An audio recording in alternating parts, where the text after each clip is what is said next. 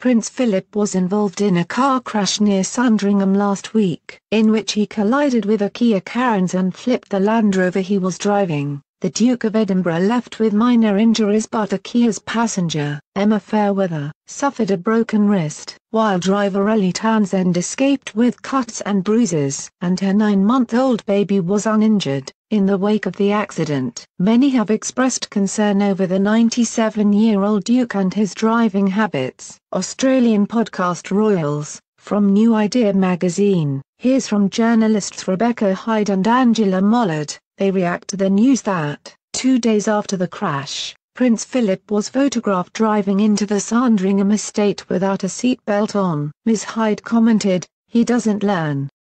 Ms. Mollard agreed, "It's baffling."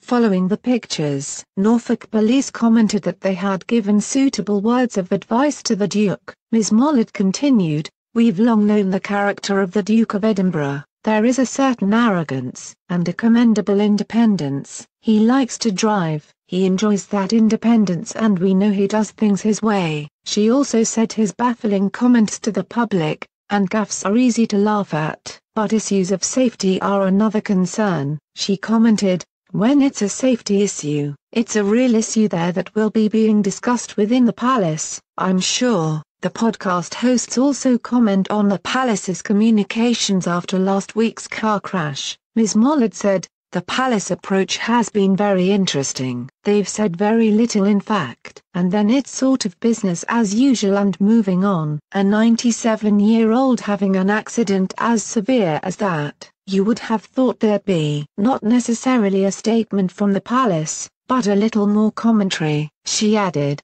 "Extraordinarily, they've just had a new Range Rover delivered, within 2 days of the accident." Ms. Mollard also wondered if the Queen had expressed her concern over her husband's driving. She said, "You would think, the Queen would have talked to him." However, former royal chef Darren McGrady, who served the Queen and Duke of Edinburgh for 11 years, he tweeted, laughing out loud at newspaper comments that the Queen should stop Prince Philip driving on his own, has said that the Duke is unlikely to listen to Her Majesty. Always has, always will. Princess Diana's former bodyguard Ken Wolfe has also weighed in on the debate. "The Duke will do what he wants, when he wants. He has enough support with bodyguards, valets and chauffeurs." Mr. Wolfe said, "Personally, I don't think the Duke should be driving.